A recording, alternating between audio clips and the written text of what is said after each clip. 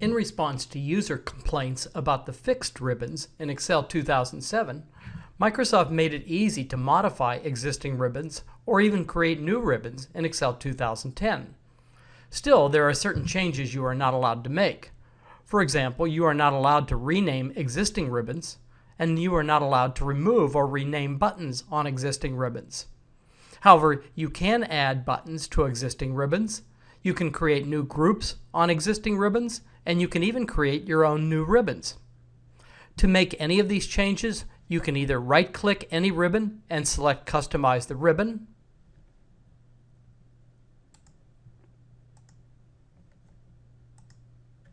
or you can select Options from the File menu and then Customize Ribbon.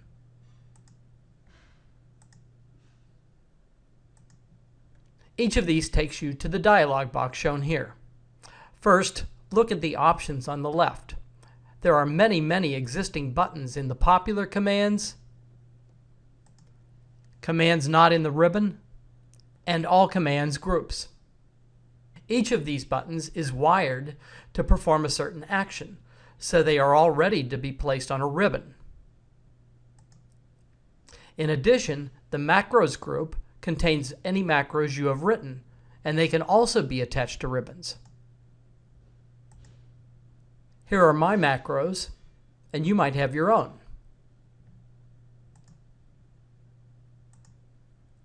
As an example, I will create a new group called Data Analysis on the Data ribbon for adding a pivot table or a table. This would allow me to perform these two important tasks from the Data ribbon or the Insert ribbon. I select the tab where I want the new group to be placed and the section of the ribbon where I want it to be placed.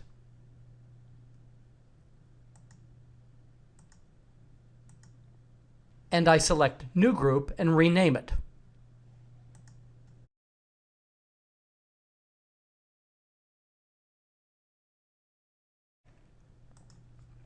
Note that it has Custom in parentheses in the name to remind you that it is a group you created.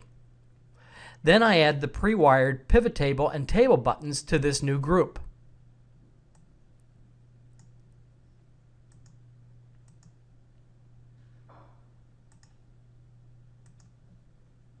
Then I can check that this new group and these buttons have been added.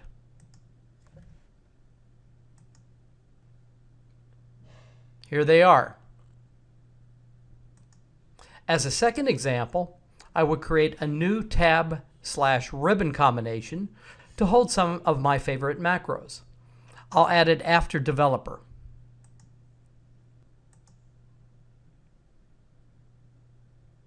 I'll rename the tab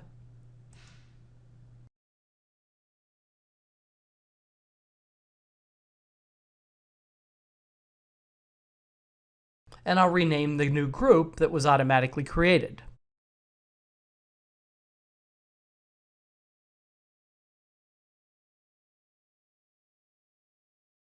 Then I will find my favorite macros and add them to this group.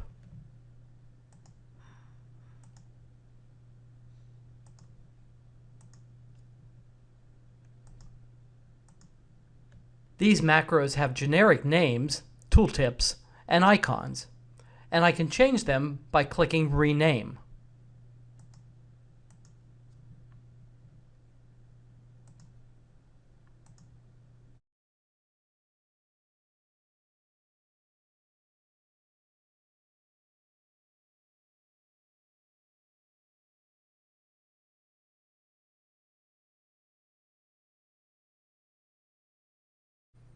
Unfortunately, the choice of icons is somewhat limited.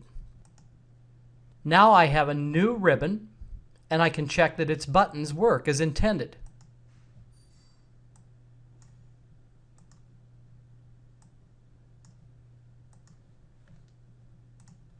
Any of these ribbon changes is permanent, at least until you decide to undo them or make other changes. By the way, when you go into the Custom dialog box, you see the Add-ins and Background Removal tabs. The Add-ins tab is always waiting for add-ins you might create. I have no idea what the purpose of the Background Removal tab is.